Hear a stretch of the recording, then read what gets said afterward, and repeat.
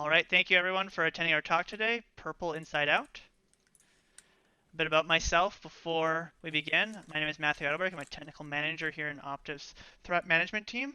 I also am a breach services lead that focuses on our adversarial simulation engagements. I've also authored numerous open source tools and frameworks, really focusing a lot of this research around EDR, evasion, and a lot of other bypasses for security tools. Spoken at numerous conferences, including DEF CON's Red Team Village, DerbyCon, B-Sides Las Vegas, GurCon, and RSA. I'm going to pass it over now to Joshua Platz. Hello, everyone. My name is Joshua Platz. I've been with Optiv for just about 6 years, technical manager and threat management team as well. I've been working in information security, mostly consulting for the last 10 years. Prior to that, I had 7 years of information technology experience. I like to hunt for CVEs. I have multiples of those registered. I'm a leader here at Optiv in threat simulation, advanced penetration testing, as well as PCI and password recovery work. Truly am a blue team native coming from the information technology background, so that definitely makes my interactions nowadays as a purple team member a lot stronger. And I'll pass it over to Curtis. Hey, my name is Curtis Fechner. I am an engineering fellow in the threat management team working in our incident response practice. So I'm responsible for a lot of our services around incident response, including both hands-on incident response work in response to an actual incident, as well as incident management program development stuff, IR plans, tabletop exercises, you name it, I've done it. Prior to that, I worked in the antivirus space doing malware analysis and threat intel work. These days, I'm a bit of a herder of cats, and I also happen to provide blue team support for our adversary emulation engagements. So my research focus typically is around intelligence-driven incident management programs, and I've spoken to illustrious organizations such as Your Boss, private industry groups, college hacker clubs, and random people in hotel bars. Awesome. So we are going to be talking a lot of different things, really focusing around purple teaming. So we're going to kind of break this down into, our approach to purple team. It might be a little different than the norm or what you might be used to, and that's great. And that's what we're really going to be talking about. And then we're going to kind of explain why we do it like that and the value we see from that. Once we've kind of established that, we'll then move into talking about how we actually execute this. Not going to go into too much of the technical weeds, but kind of giving the idea of what we look for, what we try to execute, and why. And as we go through that, we'll kind of give the incident response insights to the value that a blue team or any type of security team can get from these types of engagements. Kind of wrap that up with some war stories and questions. So our approach is really focused around the concept of assumed breach. This is the concept that you're always under fire, so there's always a threat inside your network. And why this has become readily available is you stop looking for a threat that's outside coming in and just look at your network as a whole as completely compromised. And that really changes how you perceive a threat, how you prioritize remediation, and how you handle evidence gathering. It also changes the mentality when you are looking at proactive responses and controls from the concept of having a strong outer perimeter shell with a GUI inside, looking to put more of those analytic and detection-based controls, not just outside, but also inside, baselining, and logging. So we kind of call it our insider threat mentality. And what can an insider threat be? It can be anything. We like to tell the story that it could be anyone from a nation-state actor who's maybe taken a job or been planted inside your organization, a cybercrime syndicate that's been trying to hack or break in, they just haven't, but they see like a temp job offering or something along those lines, and they get access. In both situations, they're given a workstation instead of credentials as part of their employment package. This also could be someone as simple as someone who just wants to disrupt the company, maybe a disgruntled employee, but they're all really starting from that point that they already are inside and they already have access to a system, they already have access to credentials. It's not ever, a network admin or anything like that. It's very low level, but what can that starting point do to your organization? So why do we feel there's a lot of importance around that type of aspect is that this doesn't really get assessed properly in a traditional pen test. Traditional pen tests where you have either a time box limitation or you're given a certain subnet range or you're provided a testing appliance that's deployed in your network. Going from that, most of the time the testing window is spent trying to compromise to get the access into your domain. While they might be inside it, they may not actually have access to any type of domain resources, such as a domain joint computer with credentials. As such, it really does change the perspective of what can someone do with that access, and that's the sole purpose. We like to really look at it like this because as threats are becoming more and more capable and advanced with how they're proceeding with tactics and techniques, the traditional pen test model is not always equipped to help replicate and test for these types of vectors that they use. They don't. A lot of attackers are not using, stuff that is found by vuln scanners. They rely on human elements, social engineering, as well as password guessing, and then using other techniques of misconfiguration or other things to move around a network. These things are not always fully assessed or properly quantified in a penetration test. So why these simulation-based exercises provide a lot more of the detail of what an attacker can do. Um, and once we have that understanding, we can then take that understanding of what's vulnerable in your network or what's the impact of these types of attacks, and then turn that over into how an instant response can help. And then how can you grow so that way you not only are protecting against something like this, but also you're detecting it and you're understanding where, what, and why, and how that event occurred. This gives a unique paradigm when you have both a red team and a blue team at your disposal doing this attack. You can really dissect it and break down each component, rerun the scenario to understand what it is. So now focusing in more so on the actual execution rather than the idea behind why these importance or why these exercises should be executed. We'll start to talk about, our approach. So what we're actually doing in our purple teaming is we're executing real world attacks. So the things that when we're doing breach assessments or we're doing penetration tests that we're seeing, or techniques that we're seeing malicious actors in the news that are using, and we'll implement those into our array of testing that we execute against various different overall attack themes. So, establishing command and control or elevating your privileges. In a traditional pen test, establishing the command and control, once the attacker gets that command and control, they move on to other things like escalating privileges. With our purple teaming exercises, what we make sure we do is assess a variety of methods for gaining that C2 channel, because some of them might be allowed and some of them might be blocked. And it's really kind of interesting going through when we execute these engagements in various organizations that, you can have the same software as another organization, but it acts completely different. Maybe our attack works here and didn't work there, or vice versa.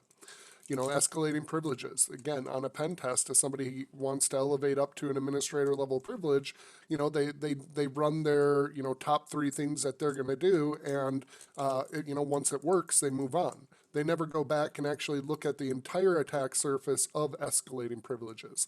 So this gives us a much more in-depth view on what the ultimate goal of the attack is, and then we write test cases around each of these to try to identify, what's being caught and what's being missed. Earlier in the talk, Matt mentioned that we're not trying to go for this to feel like a traditional penetration test, right? We want this to be a really collaborative exercise. So to that end, there's a few things that we really look for to make sure that these are actually going to work out well, and that when we're working with clients, they actually get some value out of it and we're not just kicking their butts without even trying. So at a minimum, we need to be able to collaborate with our clients in real time. This might be pre-COVID, sitting in a conference room together, or some other environment where we are in general physical proximity. We can talk to each other. It might also be something where, if we're working this kind of remotely, where we are using web conferencing, and again, just maintaining that open connection. Similarly, there are certain security technologies that we really do emphasize need to be in place for us to be able to show the most value to our own clients, so that they're really able to take what we're doing and understand the context of how they can start monitoring for these things better, and just do an overall better job of securing their organizations. And without these, they're really going to be struggling at some of the basics. So EDR at a minimum is something that we really do emphasize. In theory, you could use something like Sysmon and an Elk stack if you didn't have EDR, but realistically, for most organizations, EDR is really necessary so that we can start talking to our clients as we start going through some attacks where you might be able to see process activity and things of that nature, things that are occurring in memory. Similarly, some sort of a SIM or Splunk, another logging solution. Um, the caveat with this is that it really helps to collect the right logs. And I'll mention this a little bit more later on as well. But if there's not the right kinds of telemetry coming from probably the majority of your security appliances, as well as critical infrastructure, at the very least, like domain controllers, it's going to be very difficult to follow along with what we're doing when you're looking at your own controls. Other things that are kind of nice to have, not fully essential, would be things like network detection and response or the newer XDR technologies, however you want to frame it. Web proxies, preferably with some SSL inspection, are great for that data exfiltration phase. DLP as well, especially looking at data in use or motion on workstation systems. So um, another big one, however, is not fully outsourcing your security operations. If you go to a fully managed security operations model with a MSSP, something like that, if that's just how you operate and you don't have the ability to look at your own dashboards, it's going to be far more difficult for us to be able to show you what we're doing. And we're simply going to be treating this unintentionally as more of a pen test.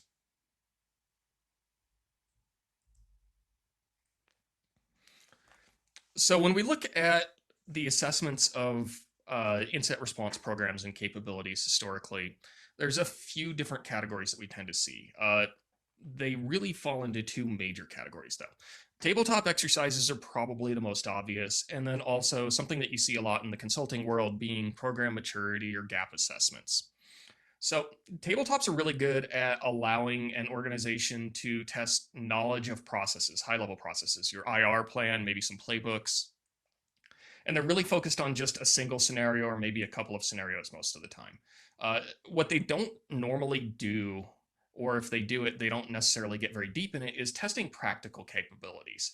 So procedure execution, things like that are kind of left by the wayside. This is meant to be a high level enterprise sort of discussion where you're bringing together not just technical people, but also the non technical people who may have a role to play in incident response, where they need to be able to communicate and you need to be able to have those technical people articulate a complex technical topic to a non technical audience.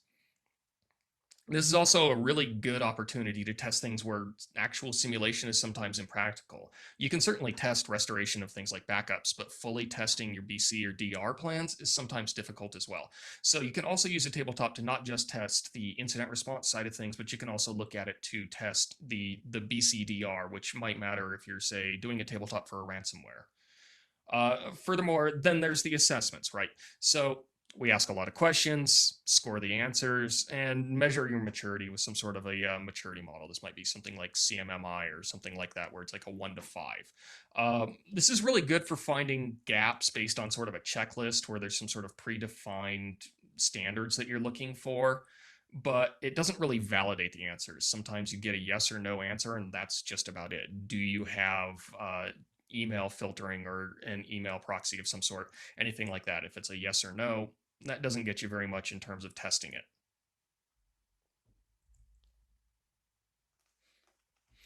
So the difference with the insider threat is it actually allows us to take this more practical approach to challenging defensive people by pitting them against some offensive people, but it's collaborative in nature. It's not just this adversarial mindset where the red teamers are going in and trying to kick your butt, and it's up to you to hope that you see them. This is more about a direct transfer of knowledge without it feeling like a lecture. So really, we want our clients to understand adversarial tactics and techniques that might be used against them. And we also do want to run that through a scale of low to high sophistication. So what we're really trying to drive our clients to do overall is actually part of that maturity assessment mindset as well. We want to drive them to become more proactive with our security operations by learning what sorts of indicators to look for using tools like EDR that can look at a system proactively and get into more of that threat hunting mindset. So as we go through this, since we're able to collaborate and communicate with our clients, we're also able to be creative. And through that, we're able to force our clients to actually adapt to the challenges that we're presenting to them in real time, just like you would see with a real sophisticated human intruder, but with the benefit of actually being able to coordinate and communicate. So as Curtis kind of mentioned, all of our execution we do in a scaled sophistication model.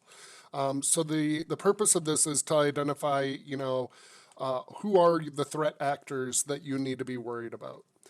There are purple team assessments that we went into, unfortunately, and found that they couldn't block even the most basic things.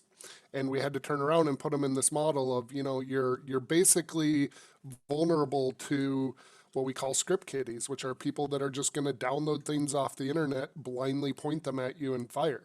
It doesn't take any skill or knowledge. And, you know, when we see that level, we have to pause and really just put on our consulting hats and say, this is really what it is. And how do we raise your level so that you score better? Other things that you'll have, like we mentioned earlier, is disgruntled employees. Somebody is mad that they didn't get that bonus or they didn't get that promotion. So they're going to go and, what do they do? Do they run some malware on a network? Do they delete stuff from a file share? Do they sell their password online? You can never really know. Motivated attackers. So, I mean, these are going to be your skilled attackers that are coming out, and, maybe a couple people pair and, trying to break into your business to steal something or steal money or install ransomware. And, they have a level of sophistication that's there, but they by no means are, things that you should keep you up at night necessarily, not so much as our advanced persistent threats or our nation state attackers, right? That's when things start to get really dangerous. If they set their sights on you, you're going to really need to be scoring high on that maturity model to really feel safe at night. So that's it. Next, we'll look at an attack chain of what we try to put together, right? We execute these phases in order for the purpose of identifying a reasonable attack chain. Even if we're executing multiple things, we still want to be able to communicate a story to you. So this is an example attack chain. It's pretty generic, and it's pretty common that we come across this one. So during the hardware peripheral attack, we'll look at the systems and we'll determine if the disk is full disk encrypted or not. Sure, a lot of people are like, hey, don't worry about us. All of our laptops are full disk encrypted, so I already stopped you at step one. That is what a lot of people tell us. And what we do when we ask for the hardware to be provisioned, we ask them to go through their standard processes on how they would do it if they're provisioning a laptop for, say, a new vendor. And more times than not, we'll ask for a couple laptops, and we find deviations in the configuration between laptops.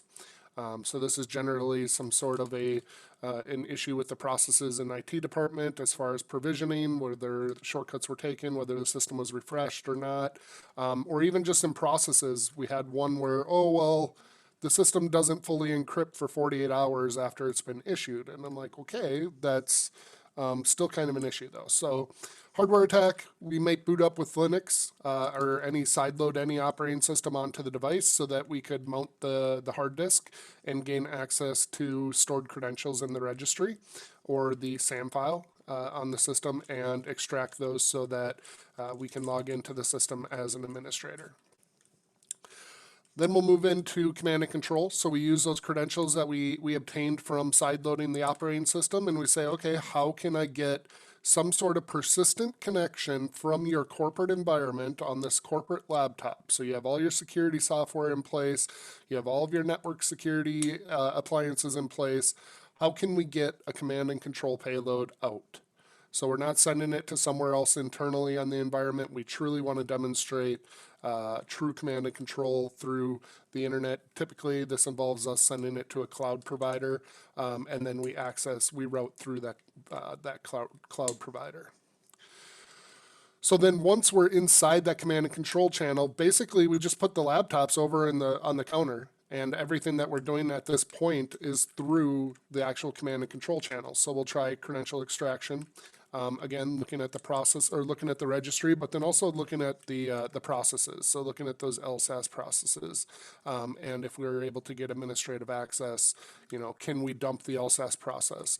And we try to dump it in a variety of ways because we see where EDRs might flag one thing and not flag another thing. We try various techniques such as renaming the output files because by default, some EDR solutions are really just looking for hard-coded file names.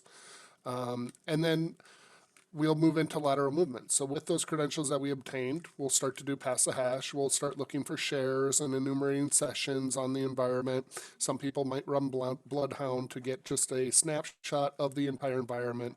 And would it be possible for us to escalate our privileges and gain further access in the environment? Last, we'll do data exfiltration. So data exfiltration generally is more of a hands-on keyboard phase again. We do some of it through the C2. As you can see there, C2 traffic exfiltration almost always works. If we're able to get the command and control channel out in phase 2, chances are we're able to smuggle data out of it in phase 5. But we do go into further details into that phase. But hands-on keyboard, trying to go to websites, trying to act as a malicious employee, wanting to upload data to GitHub and that sort of thing.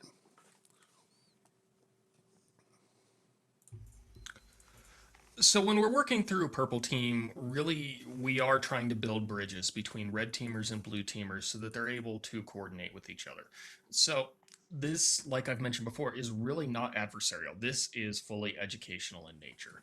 So we have to keep the conversation going while we're going through this. And this is sometimes kind of tricky. Being transparent is absolutely key to success. On the attacker side, they're not going to be fully transparent, of course. We want to surprise the defenders and keep them on their toes a little bit. But we still need to be able to coordinate and talk and be transparent eventually about what we're doing to the client network, to the victim network, so to speak. So defenders talking to the attackers can also be beneficial, though, because then we can identify some additional avenues of attack and just test them out in real time there. This is not about being the enemy or being an adversary. This is about helping lock things down, lock those doors, and we need the client to know where they can see us and where they cannot in order to do so.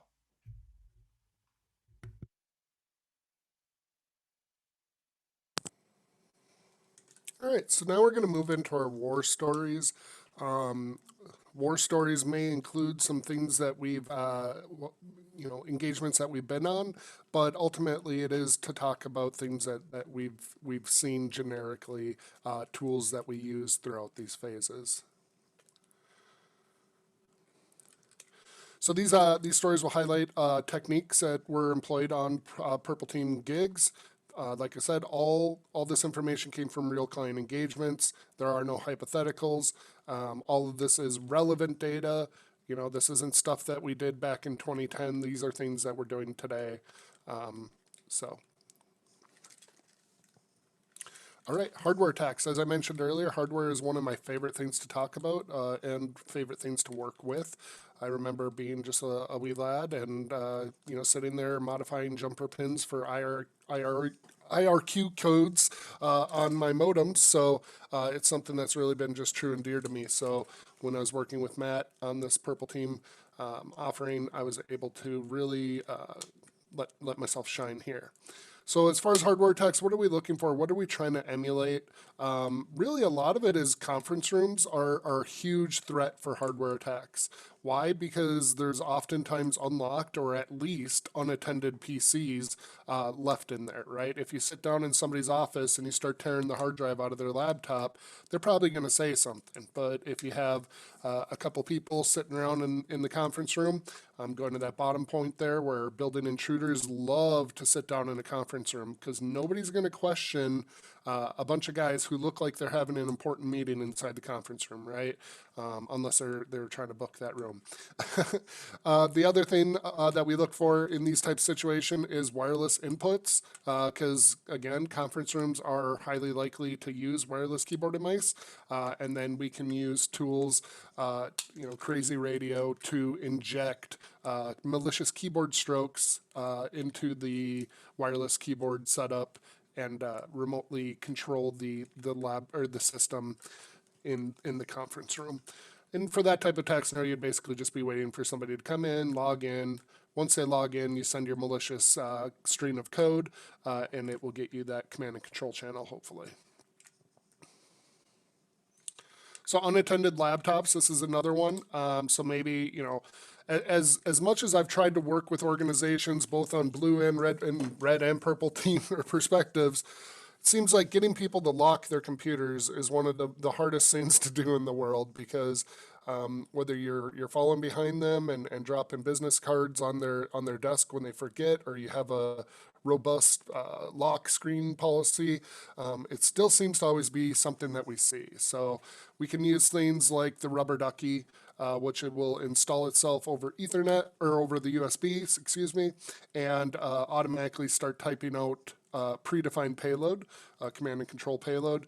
And because it's all virtually being done, it can type extremely fast, pages and pages of text within just a moment of time.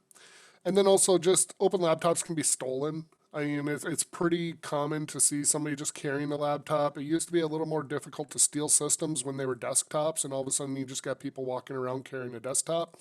But nowadays, everybody carrying a laptop is normal, so it wouldn't be that unreasonable for somebody just to snatch it and be out of the building before being detected.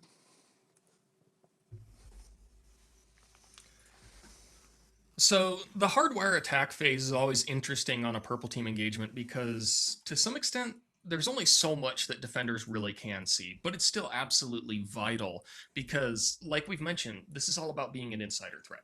So typically when we get started, if we're working with a computer where we simply pull the hard drive and find that the drive's not encrypted, you're not really going to see that. But we can show the value immediately in terms of what we can extract from an unencrypted hard drive and work with our client to develop a strategy for remediation of that problem.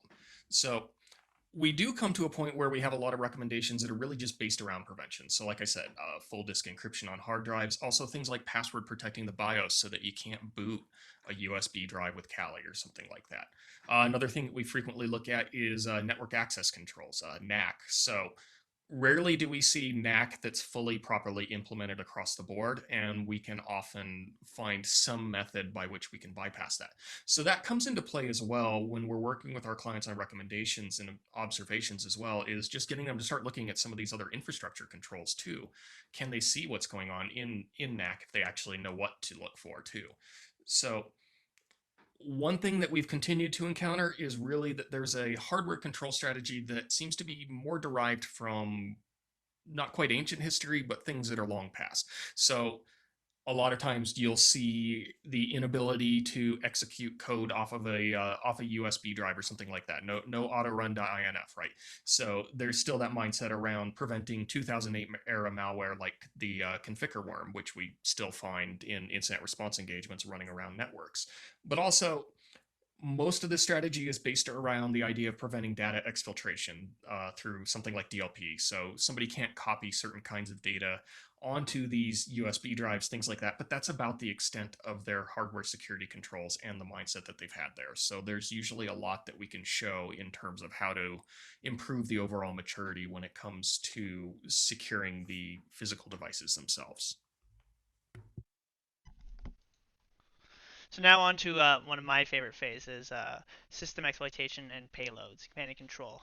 So this whole phase is really focused in around, okay, from that hardware position, or from a phish or someone who is bringing a file in or doing something malicious, how did they establish that foothold? We've talked a lot about different aspects of that beginning story to even hardware, but at a certain point, how do they actually execute it being channel being punched out of the network?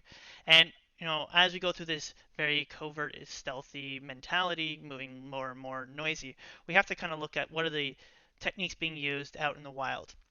And this is really where this shines because it gives a blend of both common techniques, but also what we would see or use in a be common with a red team assessment or any type of real life breach. And that kind of shows the real life impact of what's being done in the wild. So with these types of attacks, you can kind of see some of the simpler things, such as common in-memory attacks using an HTA file. It's pulled from an Amazon site because Amazon is a very common tool and service these days. So it's very less likely that companies are blocking or whitelisting or restricting access there. So it makes it a prime target. So even more creative ways of executing shellcode, such as using a text file as a way of catalysting it into a network. Once these types of techniques are usually established, the trick here is to really focus in on, okay, just because this initial foothold was established, that doesn't mean, we're completely invisible. We try to wait and see over time as traffic leaves the network. What what is a team seeing? And in these cases, using this one of the hardest things is that a text file is really hard to kind of stop on a desktop. In this case, it was actually a JavaScript file that contained an embedded stageless shell code with a loader that had a decrypt function. But just by using C-script and using this additional argument, we actually were able to tell C-script to ignore the extension and just run it as JScript, and all the code aligned properly and it was able to be executed. But if you had any command line logging, it would just look like a text file was running. It really is hard when you look at those systematic blocks and detections. And that's really where the creativity kind of really shines through. There's a lot of great automation tools out on the market, but that's simply that they automate. And what they automate is usually surface layer, that lower level sophistication based attacks. And when you start getting to things like in memory or alternative ways of executing code, that's really where those advanced red team operations or breaches, that's where these types of actors are living in. And to give that sampling of different ones really does paint the picture of where your detections for an initial compromise lie. It's always, like we mentioned at the beginning, that hardened shell, but that hardened shell is your network, could be the endpoint, anything. And just by giving that different variation of different types of attacks and how the creativity works around, it really does paint the picture of where the tightening, implementations need to be really fine-tuned.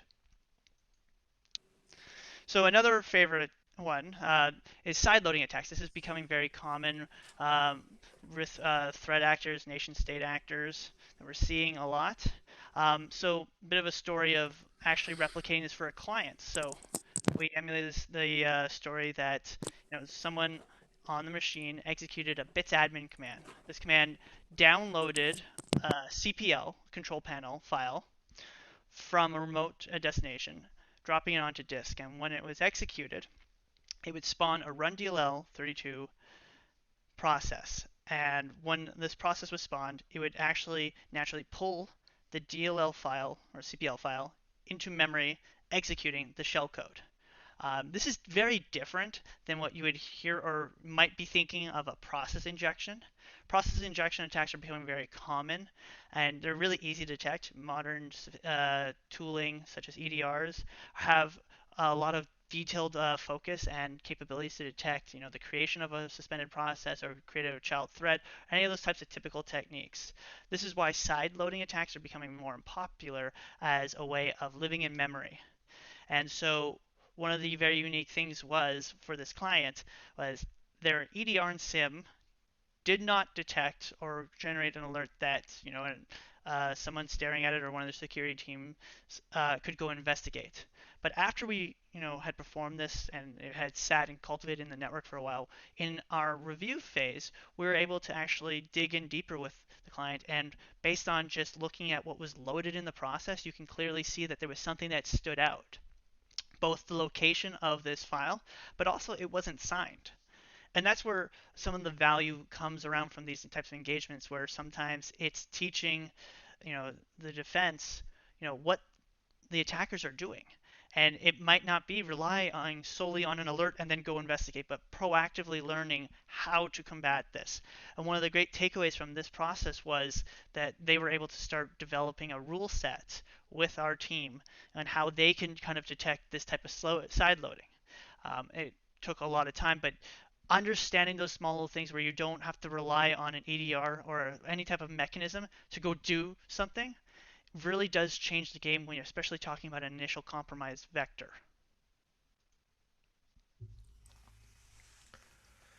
So Matt wouldn't be mad if he didn't love using advanced techniques. And so system exploitation definitely gets into the weeds of very sophisticated attacker techniques. And so we're giving EDR a workout all the time when we get into this phase. Naturally, if you've listened to Matt's other talks, you know that he loves to evade EDR as well. So that makes it even more difficult at times. But there's still a lot that we can do when we work with our clients. And we do talk through a lot of these techniques as we're running through them. So a lot of this, like Matt mentioned, is really derived as well from real world incident response engagements that we've been working. So things like DLL sideloading, yeah, we've seen that in the wild. It's definitely a technique that is getting some use out there. So it's worth us emulating this so that our clients can understand what to look for in their own environment without it actually being necessarily the product of an actual state-sponsored attacker. So as we do this, yeah. So false positive aversion is something we've really picked up on for these clients. So we'll often see that things like if there's a next gen AV module for the EDR product that our client's using, they might have it set to a very high sensitivity or low sensitivity threshold, sorry, that prevents them from detecting as much simply because too many alerts coming in overwhelms security operations staff. And so that's where you get into that FP aversion mindset. And so we have to kind of help clients understand that they need to be more mindful of how they're configuring their own EDR solutions to balance out looking for sophisticated techniques while also keeping their security operations staff sane, frankly. So another thing that we do have to emphasize a lot here when we talk to our clients when we're going through this phase is all about compensating controls. Where EDR may have failed, we may sometimes identify another control that could have been useful in, if not preventing the attack, certainly detecting it. Sometimes this is a supplementary solution. EDR, if it doesn't already exist, might be what we go for here. It might also mean an additional antivirus engine. Something like Sysmon, which I mentioned earlier as well, to augment that EDR, to giving you another means of watching what's going on in memory. It may also mean something like just looking at PowerShell logs, things that might not currently be collected.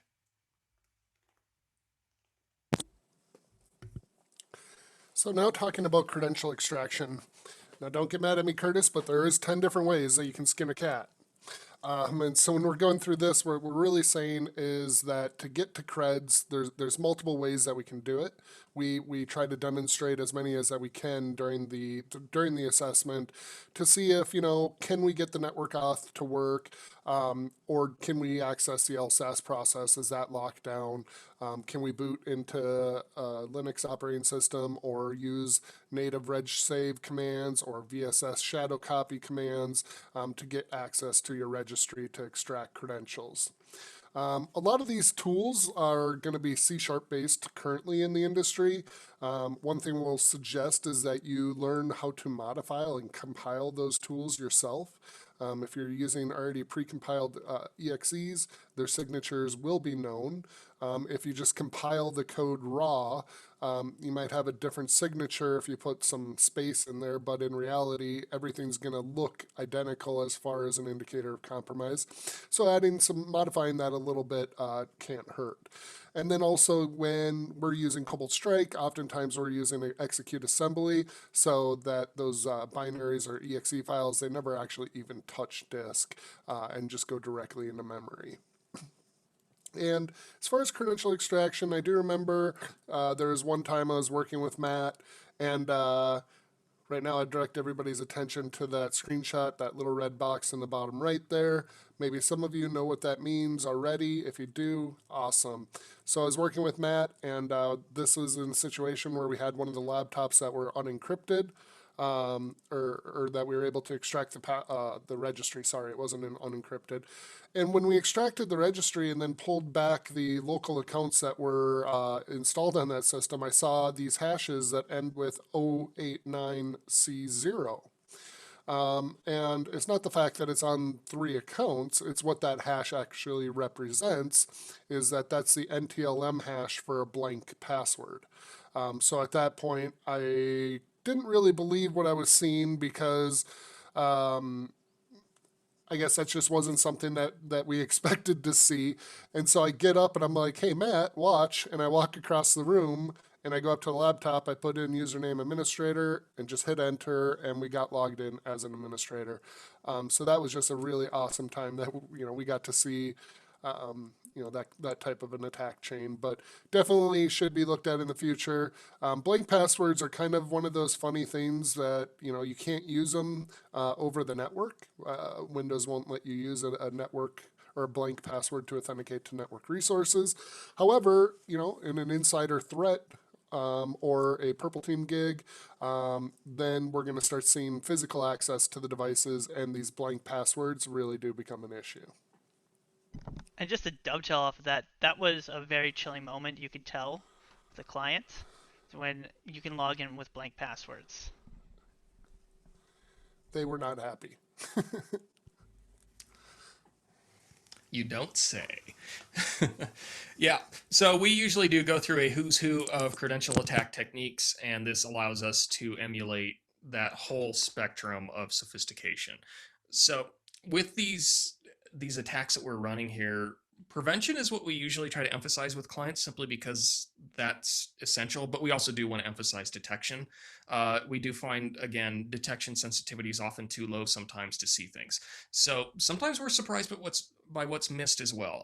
Mimicat still works really, really well. Everybody knows about it, and yet it still works, right? We see this a lot even with human-operated ransomware campaigns these days. So another thing that we do find when we get into the credential phase as well is gaps in log visibility. So a lot of organizations will collect domain controller logs, things like that. So they'll see authentications for domain accounts. They won't necessarily see things that are happening locally on other workstations or other endpoints because they're not collecting those logs. Maybe they're very concerned about events per second load on a SIM, something like that. So they're missing a lot of critical event logging data. And this is the same stuff where if you're an incident responder, you already know very well these are logs that we rely on when we're going through and we're doing things like just incident response in general, maybe just root cause analysis. Either way, having those logs if those had gone into a SIM or some other sort of central collector, would have given us an advantage in being able to identify adversarial activities a lot more quickly.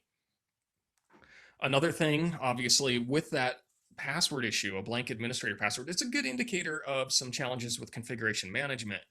That isn't something you normally expect to see when it comes to purple teaming, right? You're usually fixated on the notion of security operations and sort of that tier 3 where you go from the SOC to the IR team. But at the same time, more fundamental things around vulnerability management and config management, things like local admin creds, things like that, really comes into play here. And we've helped clients identify these opportunities to really improve things starting from the ground up at the IT level before it even goes into security's hands.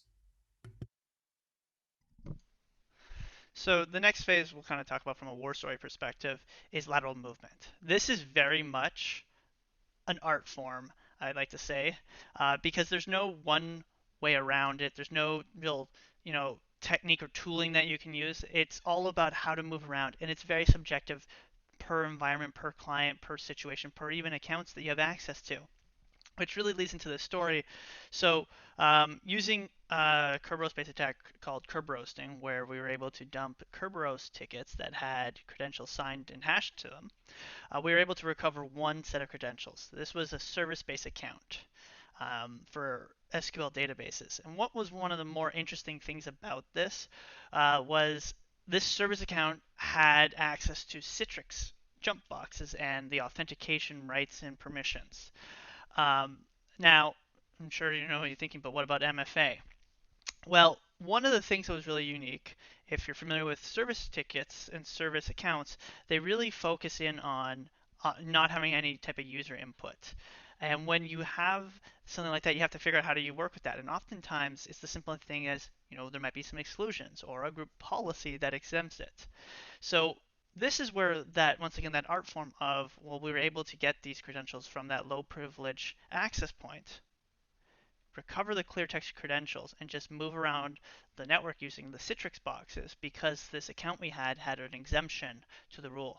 And this gave us access to tons of databases and everything like that. That was very sensitive. There was no dropping other payloads or pivoting or artifacts drop. We were simply using the native clients and programs infrastructure to access day-to-day operations or other applications that clients and business employees need to our advantage. And those are the ones that are really hard to detect or stop. And so when the client asked like, what, how do we even get our heads around it? It unfortunately wasn't something where if you just go do this or turn this bell or whistle on something, you get to start seeing. It was understanding that you need to have analytics, some type of baseline to all your users to identify the abnormal behavior. Once you start doing that, you start to fingerprint and understand like why is Sally from accounting all of a sudden logging in at 11 o'clock on a Sunday trying to access IT shares. That's really suspicious.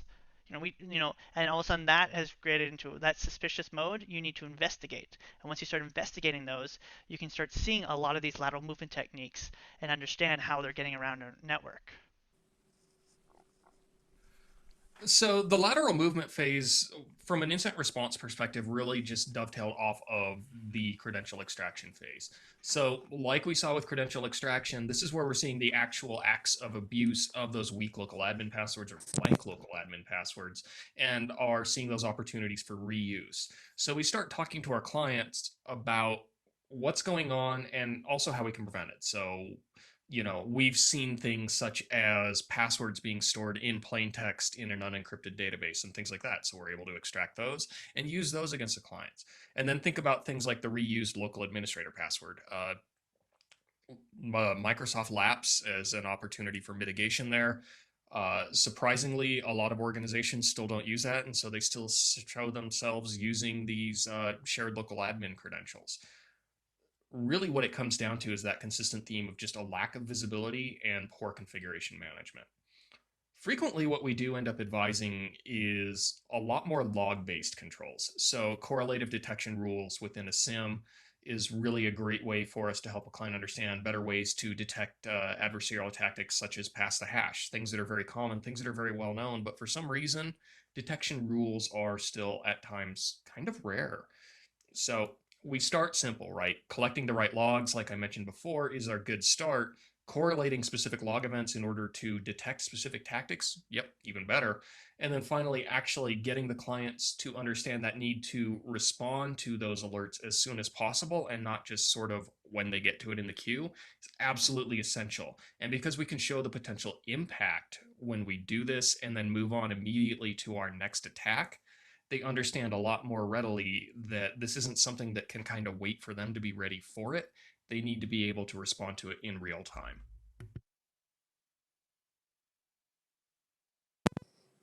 All right, so data exfiltration is another one of my favorite phases of this assessment.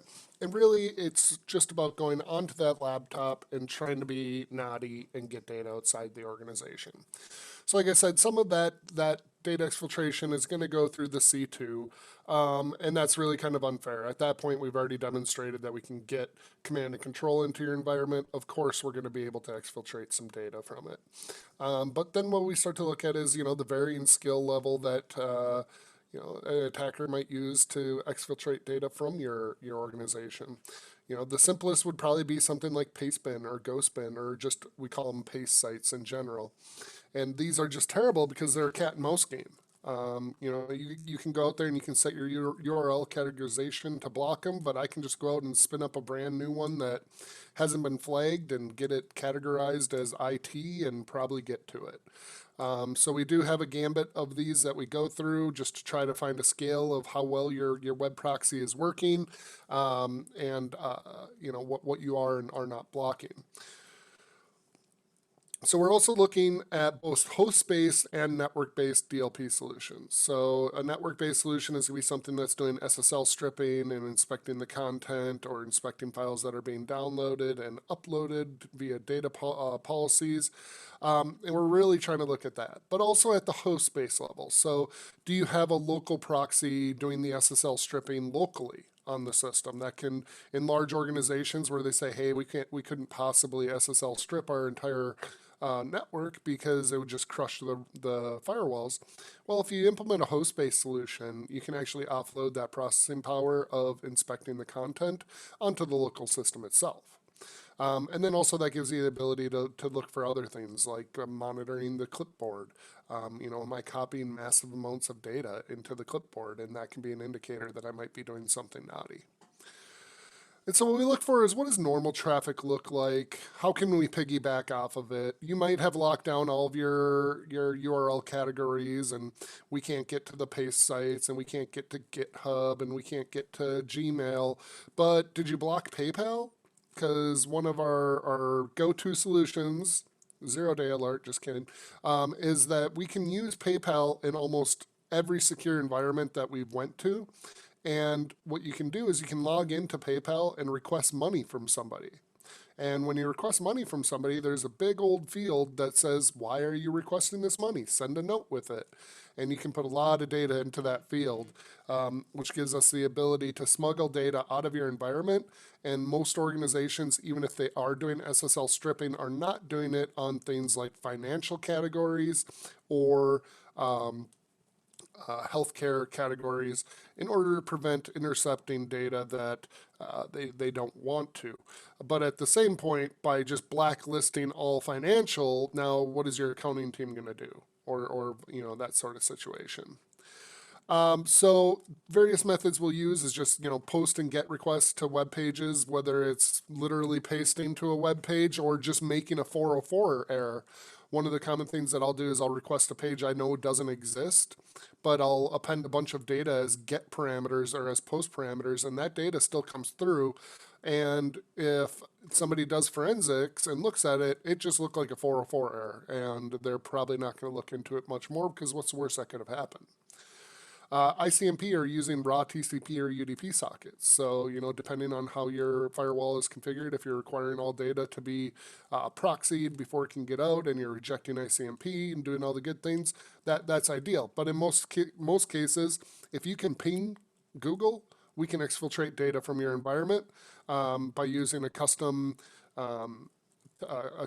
tool that I wrote that will take a list of data or credit card numbers and embed that data within an ICMP ping packet, which on the server that you're pinging, you would then run the listener and it will extract that data from the ICMP packets.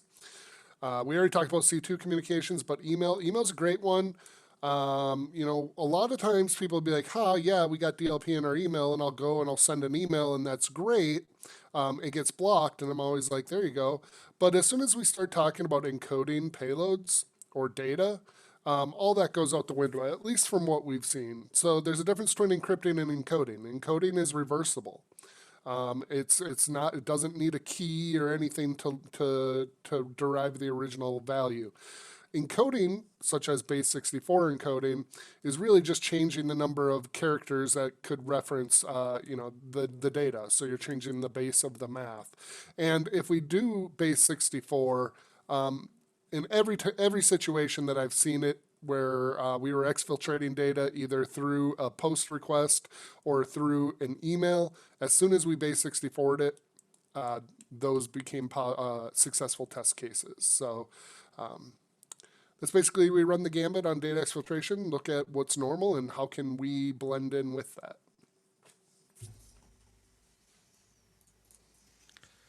So something that we've certainly found as blue teamers is data exfiltration is really hard to see.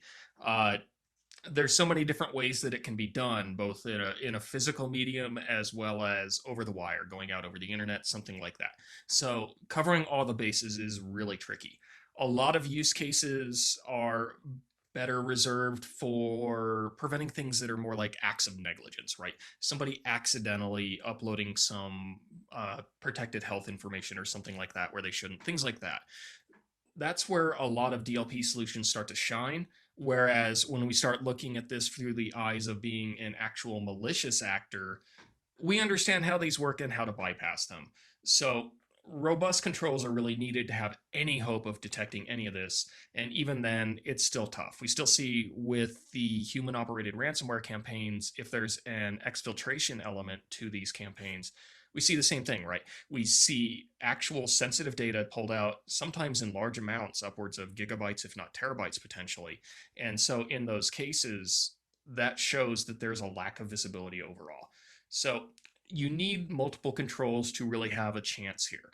A lot of this starts with DLP, and DLP is hard to implement. There are multiple types of DLP. Host-based is really essential when you start talking about putting something on a thumb drive, something like that, or simply copying and pasting data, something that can look at the data in use on that computer, what's happening in memory that matches on signatures. And then on the network side, being able to see data in motion over the network is also really essential to seeing some sorts of information that might be categorized, something that matches a pattern. Web proxies are also really helpful here. Joshua mentioned things like the categorization of URLs like PayPal, something like that. Web proxies are still really important, however, for blocking lower sophistication at the very least. They're not perfect, but they also give us that opportunity for things like SSL inspection and some of these other sorts of intercepts that give us a fighting chance as responders. And so when we're working with our clients and we're talking to them about this, we get them to start looking at those controls, start looking at proxy logs and things like that. We do find that DLP is frequently managed by different teams, and those teams don't always interact with the security team, however, so there is a bit of a gap there. Sometimes you'll see like a daily DLP report or something like that, and that's all the information that the security team gets, and that puts them at that disadvantage for quickly correlating other anomalies that they might be seeing with what the DLP team's seeing in terms of any data movement, something like that. So, to kind of close up into a quick summary, I know we gave a lot of kind of stories, a lot of content out here, but if there was a few things to take away, it would be these things. The traditional pen testing model of scan, validate, and exploit is dying away, but threat actors are getting more sophisticated and they're becoming more and more prevalent as we see in the news today. So this is where the need for an exercise-based simulation really is becoming more of a requirement rather than a want. And it does show a lot of the value and the impact that a threat, both from inside or even outside, can do, and that simply a vulnerability or any type of scanning or automated pen testing mechanism just really can't hold up to.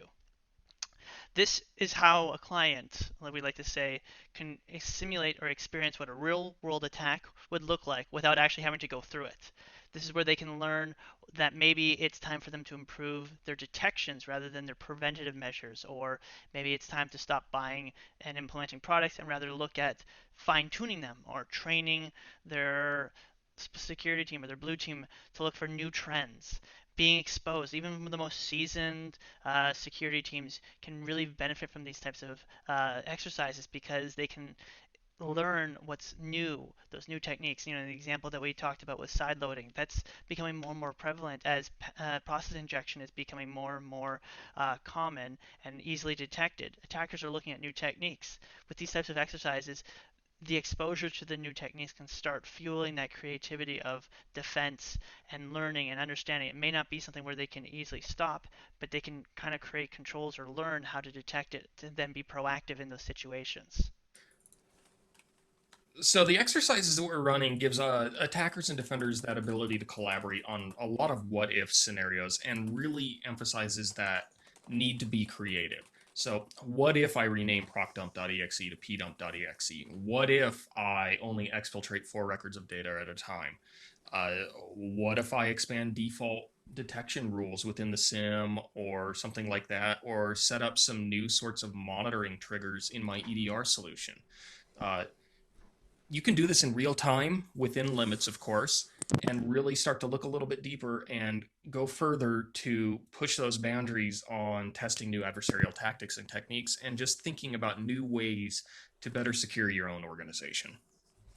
Yeah, so we saw this in the real world where we ran an exploit and it triggered an alert. It was properly blocked, and we looked inside the console with the client, and it said, well, it was blocked because, it had this file name. And so we said, well, what if we do the same thing with a different file name, and it didn't get blocked? So everything was still inherently an indicator of compromise except for a different file name.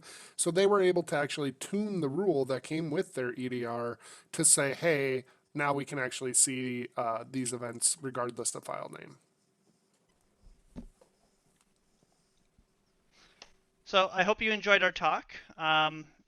If there's any question or anything like, you can reach out to us, on Discord or anything like that. I just also want to say thank you so much for attending our talk today.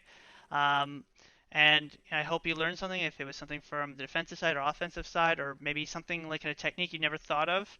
I just hope, you had a good takeaway and everything like that. Thank you so much.